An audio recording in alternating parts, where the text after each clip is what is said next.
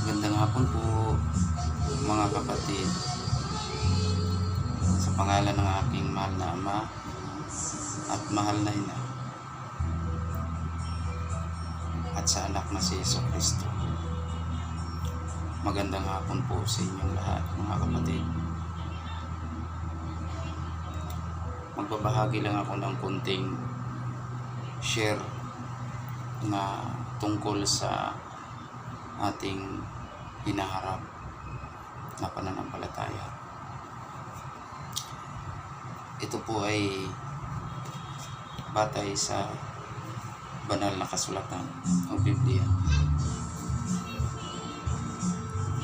Kunti-kuntiin ko lang po dahil maikli lang din ang oras ko upang makatulong naman sa atin kahit pa kunti-kunti lang.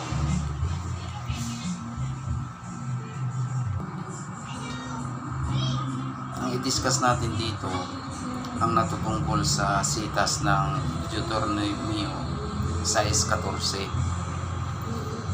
Ito ang ating ipapaliwanag o i-discuss natin kung loloobin ng malama at makukuha natin ang tamang unawa dito sa mga salita na naayon sa aklat.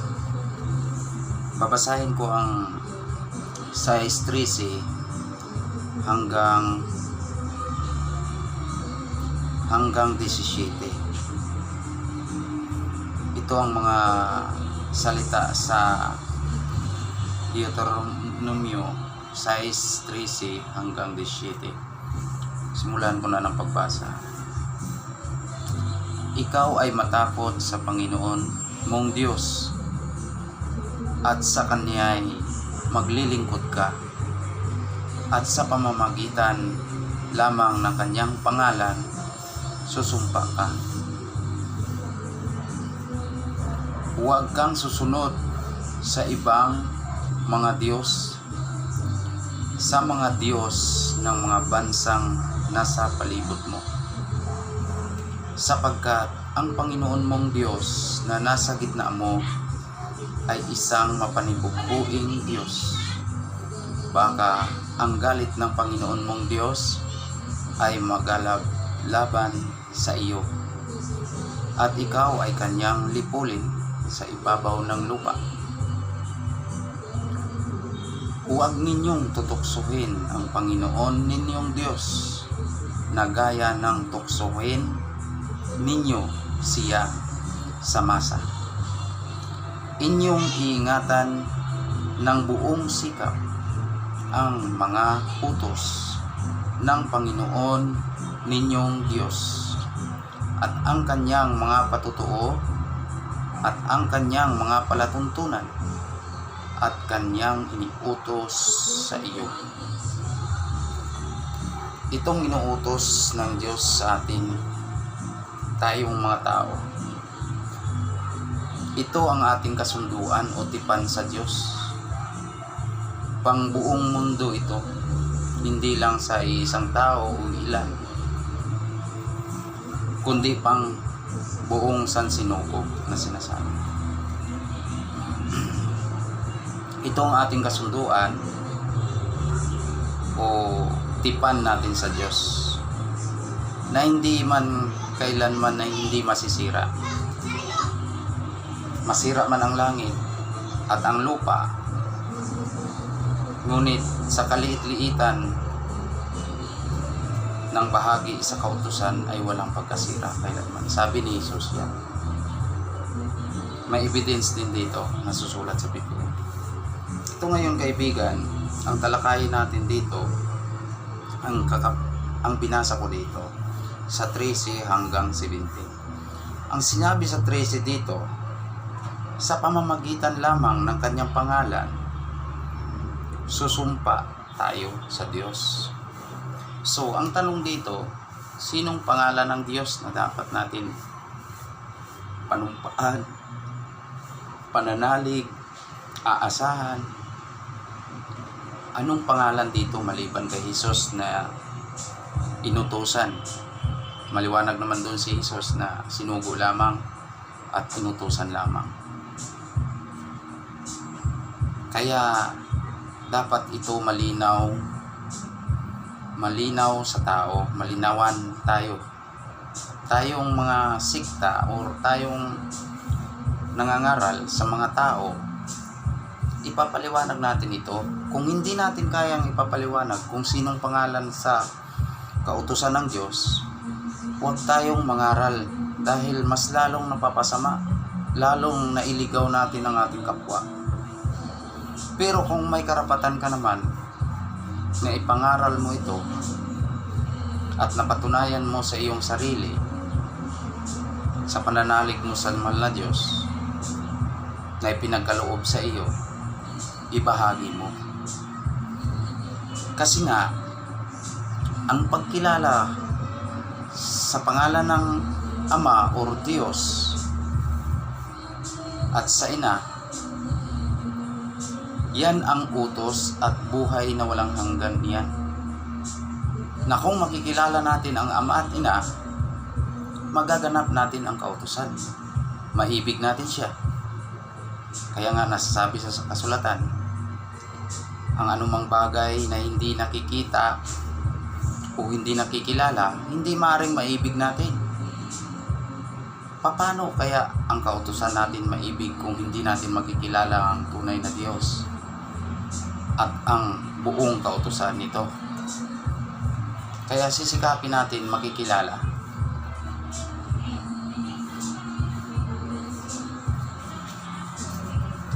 Ito ang sinalita ni Jesus sa Juan 17:3. Juan 17:3.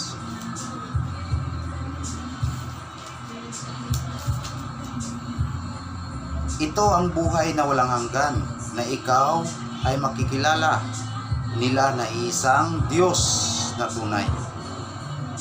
So maliwanag, ito ang buhay na walang hanggan, na makikilala natin ang Diyos, na isang Diyos na tunay. Yan ang pagsikapan natin na makikilala natin.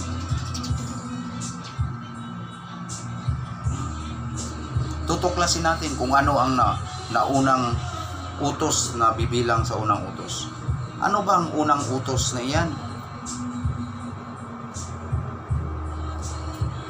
Nasusulat dito sa Biblia, ang unang utos.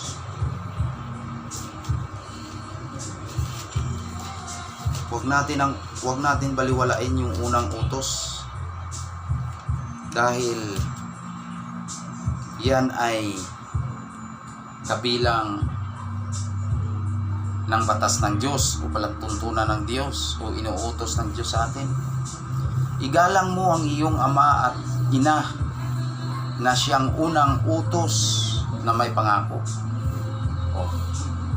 Efeso 6:2.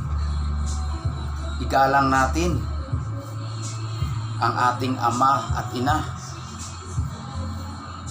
na siyang unang utos na may pangako. Ano bang unang utos na may pangako? Mababasa natin sa Mateo, igalang mo ang iyong Panginoong Diyos buong puso, buong lakas, buong kaluluwa, buong pag-iisip.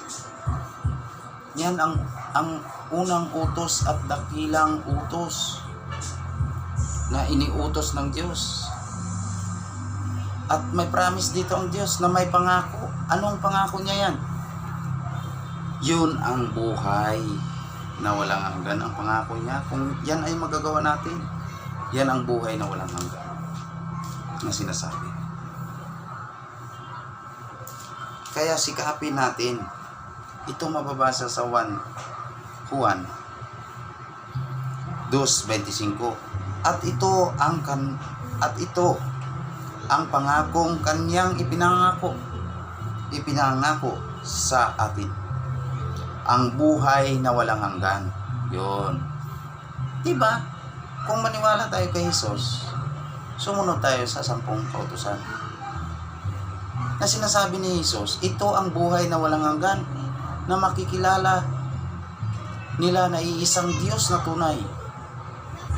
Yan ang pinaka simple lang. Yan ang buhay na walang hanggan. Yan ang turo ng buhay. na turo ng buhay. Isang turo ng isang pananampalataya na may buhay. Ngayon, sino ang Diyos na iibigin? Ano bang nasusulat sa kautusan? Sinasabi. Balik tayo sa Juan 1. Ano ang nasusulat doon? Sinong nakasumpong na tao? Sinong nakapagbasa doon na tao? May nakapagbasa. Kinalat lang ito pagsulat ng Biblia para ang tao magsaliksik mismo. Ito ang sinabi sa Juan 1:45. Nasumpungan ni Felipe si Nathaniel at sinabi sa kanya, nasumpungan namin yaong isinulat ni Moises sa kautusan at gayon din ng mga propeta. Si Moises nagsulat ng kautusan ng Diyos. Ganon din ang mga propeta, nagsulat din ng kautusan ng Diyos. Pagpatuloy natin. Si Jesus na taga Nazaret, ang anak ni Jose. Sa makatuwid o madaling salita, ang ama ni Jesus, ang pangalan ay Jose. Ito ang pinag-uusapan dito tungkol sa Diyos, hindi tungkol sa laman, kundi tungkol sa Diyos. Ibig sabihin, spiritual. Diyos ang pinag-usapan dito. Kasi ang sinabi doon sa panalangin doon, manalangin nga kayo ng ganito, Ama namin nasa langit ka, sambahin nawa ang pangalan mo, at gawin nawa ang kalooban mo. Kung ano sa langit, kung ano sa ganon sa lupa. O di ba? Napakaklaro ang sinabi, kung ano sa langit, ganon sa lupa. Ang kalooban ng Ama, ang pangalan niya dito sa lupa, Jose. Ang pangalan niya din doon sa langit, sa kalawakan o sa mahiwagang karunungan, sa antas na sinasabing langit. Jose din ang pangalan. Kaya dapat natin sambahin at igalang ang pangalan ng Diyos. Galang natin, katakutan natin, sambahin natin, iibigin natin. Ano ang pinaka-kumpirmado dito? Ito, kumpirmado na din ito. Yung sinabi sa Juan 45, nasusulat sa kautusan ni Moises at gayon din ng mga propeta. Kautusan po ang pinag-usapan. Kautusan ng Diyos na pinasimulat sa pulpa doon. Ang salita ni Moises doon, bago nangyari dito sa atin, sa Pilipinas, doon isinulat na ng mga propeta doon ang mangyayari dito sa Pilipinas. At ganun din ni Moises. At si Jesus nagbigay halimbawa dahil yan ang utos ng mahal na Ama, upang doon sila din mamumulat din sa gawain ng Diyos. Pagmamahal. Di ba ang Diyos pag-ibig? Pagmamahal. Si Jesus gumawa ng kabayanihan, nagligtas ng bayan. Ang ibig sabihin nun, Diyos, anak sa ng Diyos, binugbog siya, hindi siya gumanti. Ang kanya lang pagmamahal lang sa mga anak ng Diyos na nakakalimot, binulag ng kasamaan, ipinamulat ang kabutihang puso, pagmamahal sa kapwa. Ganun ang tungkulin doon ni Jesus. Ipinakilala ang Ama sa hiwaga lang, upang sa ating mga henerasyon naman tayo'y magsikap at magsaliksik sa katuwiran o katotohanan. Ituloy ko sa 29 ang sinabi dito sa 49, 1:49. Sumagot si Nathaniel at sa kanya, Rabi, ikaw ang anak ng Diyos? Ikaw ang hari ng Israel? Di ba? Pakaliwanag, ikaw ang anak ng Diyos? Kumpirmahin natin kay Jesus.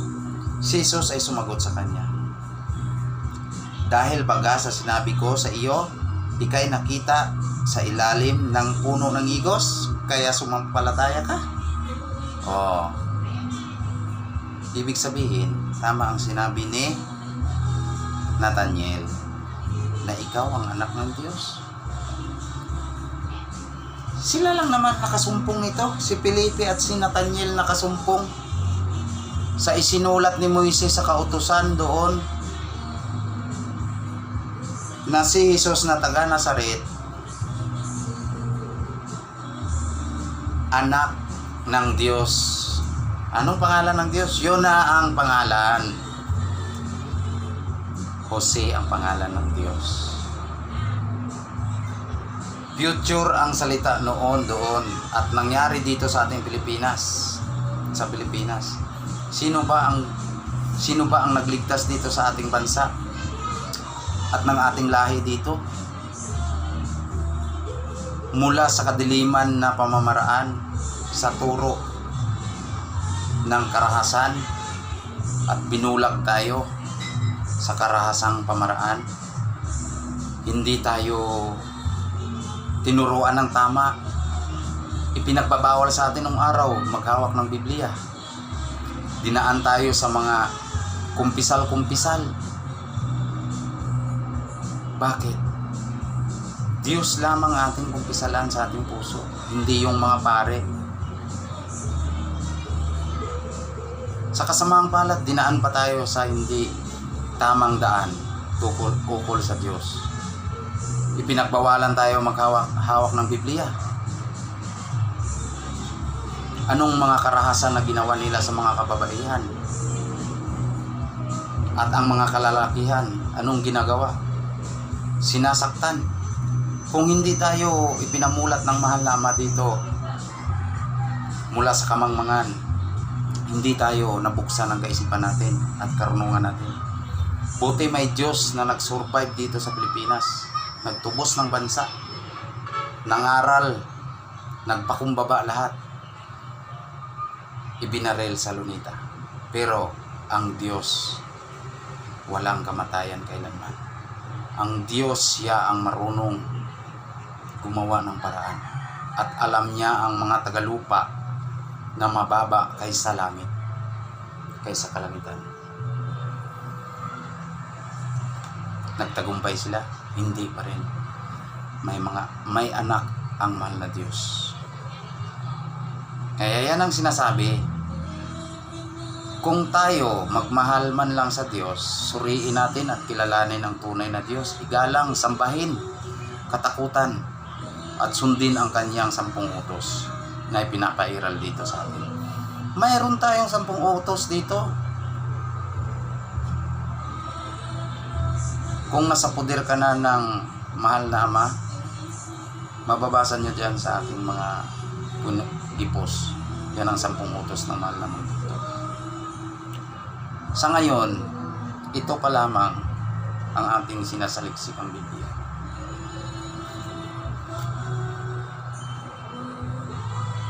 Tungkol sa kaharian, kung mabubuti ang puso natin at kilala natin ang mahal na Diyos o mahal na hari sa buong sansinuko, hindi ka na mahihirapan na makapasok sa kaharian dahil kilala mo siya at ginagalang mo siya, sinasamba mo siya. Ang kaharian na sinasabi, hindi nalingid sa ating kaalaman. Positive na ito ang Pilipinas, dito nagbunga ang salita ng Diyos na mula doon sa Israel. Yung mga Israelita, salita ni Jesus, dito nagbunga sa atin, dito ang katuparan, katiyakan, na tunay na pananampalataya. Ganon. Ito na ang kaharian, ang Pilipinas. Naririto yung mga anak niya. Pero, ang masakit, kung hindi natin kilalanin ang ating Ama, paano tayo matatanggap? Tayo mismo ang nagtatakwil sa Diyos. Tayo mismo ang lumalait sa Diyos. Hindi natin alam kung gaano kamakapangyarihan ng Diyos, gaano ang pag-ibig niya sa atin, pagmamahal niya sa atin. Hindi nyo ba nababasa sa Biblia? Kahit na nababasa ninyo sa Biblia, na hindi nyo ba nakikita sa ating sarili yan? Mapa materials, spiritual, siyang tumutulong sa atin. Hindi mawala yung the sign of piso. Piso sign. Sinasabi. Pag wala kang piso sign, yan ang umpisa. Yan ang pinakasusi. Kaya nga nasa piso siya, 1 piso. Isang Diyos, isang Panginoon. Na kahit kailanman hindi masusuklian ang kanyang kabutihan sa atin o kanyang pag-ibig sa atin. Tayong mga Pilipino, yan ang pinaparinggan ko sa mga salita. Bakit nagsipaglakad kayo sa iba-ibang sikta na may karapatan naman kayo rito sa Pilipinas, nagkikilalanin ng tunay na Diyos, no? Ang tunay na Diyos natin, na yan ang maghuhukom balang araw sa nakatakdang panahon.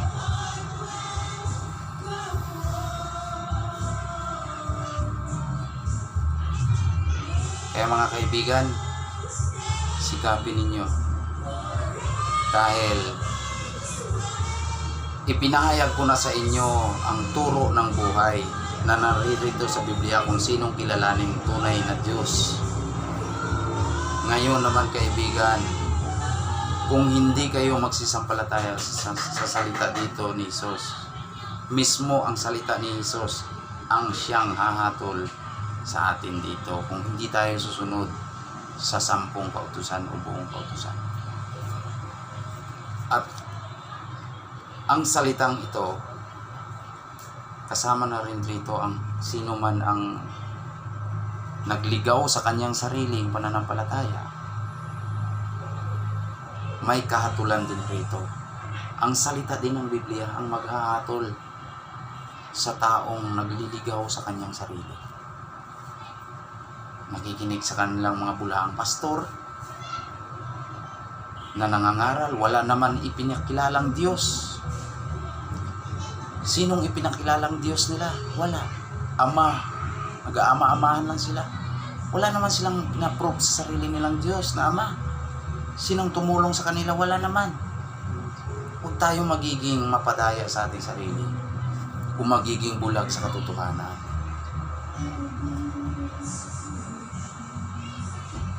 May sinabi dito sa sitas dito, sa Juan. Basahin natin sa Juan.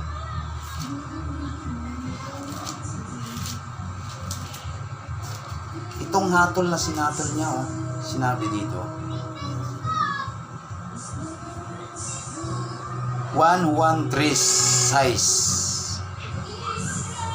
Basahin ko.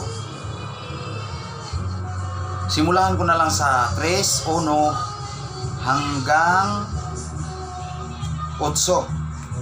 Hanggang 10.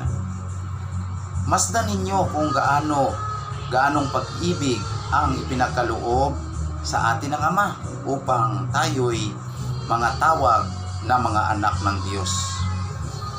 Tayo'y gayon nga, dahil dito'y hindi tayo nakikilala ng sanlibutan sapagkat siya'y hindi nakikilala nito. Hindi nakikilala ng sanlibutan, di ba? Ng Diyos. Mga minamahal, ngayon ay mga anak tayo ng Diyos. At hindi pa na hahayag kung magiging ano tayo. Nalalaman natin na kung siya'y mahayag, tayo'y maging katulad niya. O, liwanag, di ba? Sapagkat siya'y ating makikitang gaya ng kaniyang sarili. O, makikita natin ang malama gaya ng kaniyang sarili kung sinasamba natin. Kung anong sinasamba natin sa Kanya, ganun makikita natin. Sino mang mayroon ng pag-asang nito ay Kanya ay naglilinis sa Kanyang sarili, gaya naman niyang malinis. Paglilinis ang pananampalataya natin. Ang sino mang gumagawa ng kasalanan ay sumasalangsang din naman sa kautusan. At ang kasalanan ay ang pagsalangsang sa kautusan. Ganun ang kasalanan, kaibigan. Ang pagsuway sa kautusan, ang pagsalangsang sa kautusan, ganun ang kasalanan sa isang pananampalataya. Di ba? At nalalaman ninyo na siya'y nahayag upang mag-alis ng mga kasalanan. At sa kanya'y walang kasalanan. Oh, walang kasalanan sa Diyos. Kasi nga, ang dalawang utos na sinasabi sa Mateo, ibigin mong Panginoon mong Diyos ng higit sa lahat. At ganun din ang kapwa mo katulad sa pag-ibig sa iyong sarili. Sa dalawang utos na iyan, mauuwi ang buong kautusan. Paano ka magkakasala niyan? Kung makikilala ni mo ang masaunang utos at dakilang utos, ganun ang pangako ng Diyos sa atin. Napakasimpleng bagay lang, kaya nga ang sabi ni Jesus, hindi mabigat ang pasan ko. Ang inuutos ko sa inyo, hindi mabibigat. Kung ito'y alam mo ang daan, kung malalaman natin ang daan, kung anong proseso, di ba? Ang sino man nananahan sa Kanya ay hindi nagkakasala. Sino man nagkakasala ay hindi nakakita sa Kanya, ni hindi man nakakilala sa Kanya. Oh, bakit kayo nagsipagturo kung ano-anong pinagtuturo ninyo? Hindi nyo naman nakikilala ang Ama, hindi nyo naman nakikita ang mahal na Ama at Ina. Ama kayo ng Ama, wala naman kayo may pinakita ng Ama, wala naman kayo ipinakilalang Ama.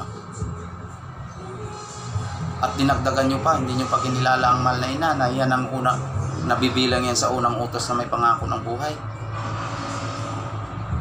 Alalahanin nyo yan mga kapatid. Sino ang nagkakasala? Ang kasalanan ay pagsalangsang sa kautusan. Ang sino mang nananahan sa Kanya ay hindi nagkakasala. Sino mang nagkakasala ay hindi nakakita sa Kanya. Hindi nakakita sa Kanya ang nagkakasala rito. Sa isang pananampalataya, nagtuturo na walang Diyos, walang ipinakitang Diyos, walang ipinakilalang Diyos, yan ay ligaw. Yan ay mali. Masama yan. Basahin natin dito sa isa, supporting documents. Sinasabi dito, Juan, ikatlong Juan 1:11. Minamahal, huwag mong tularan ang masama, kundi ang mabuti. Ang gumagawa ng mabuti ay sa Diyos. Ang gumagawa ng masama ay hindi nakakita sa Diyos. Oh, hindi ba paghatol yan sa atin lahat ng mga naglakad tayo sa mga kabulaan ng turo? Naglalakad tayo ng sintimo-sintimo, piso-piso. Piso-piso kayo dyan, sintimo-sintimo kayo dyan. Ganyan ang turo na ipanasiwalat nyo sa buong San Sinukob. Pero hindi nyo tinuro yung katotohanan, hindi nyo sinaliksik, hindi sa pagtatapat. Dami na kayong naakay. Inakay ninyo. Ang turo nyo, wala sa katotohanan. Masama ang turo nyo. Makasalanan ang turo nyo. Wala kayong ipinakilalang Ama. Wala kayong ipinakitang Ama. Kung ano malang ang hugis, wangis, kung ano malang dapat sambahin ng tao, igalang, katakutan, ang katastasan niyang pangalan, o dakilang pangalan.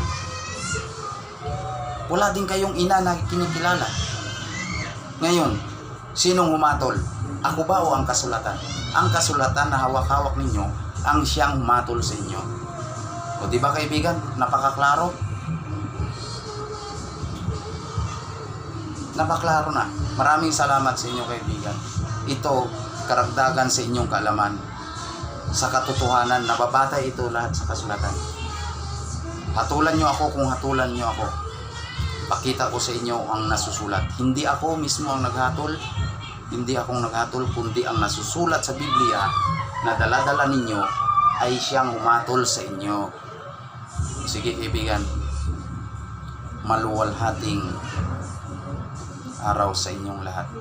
Naway pagkalooban kayo na manumbalik sa katotohanan at katuwiran at kabanalan sa pangalan ng ating mahal na Ama Ina. At sa Espiritu na bilang anak na si Jesus, naway sa ating mamumuhay. Maraming salamat.